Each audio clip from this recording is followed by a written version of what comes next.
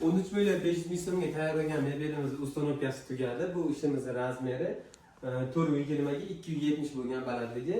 Endi bu ishimizda bir chekkadan kelsak, eshikdan kira olishga xalaqit bermaslik uchun mana bunaqa holatda ichkariroqda qilingan. Lekin albatta bu ichkariroqda bo'lsa ham kiyimlar bemalol sig'adi.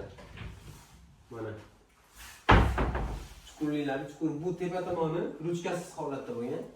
Boshqachalarda mana bunaqa holatda. Narigi tomoni ham mana bir xilda o'ta shunaqa holatda, mana kiyimlar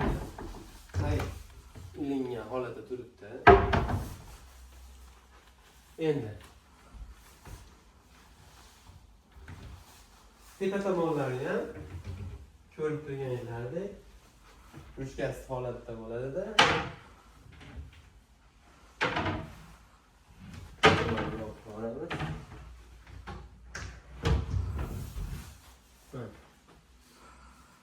Katta narsalar qo'ysa bo'laveradi.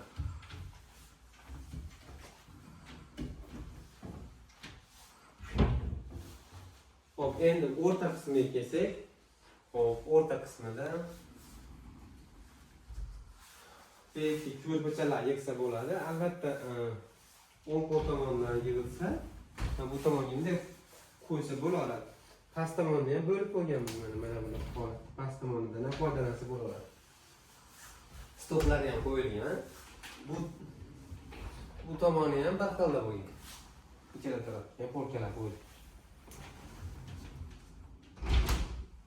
Hop, mana shu ishimiz bo'ldi. Kimga shunaqa sifatli mebellar kerak bo'lsa, telefon nomerim 90 572 93 94. Shu nomerda Telegram bor, aloqaga ham chiqsanglar bo'ladi. E'tiborlaringiz uchun rahmat.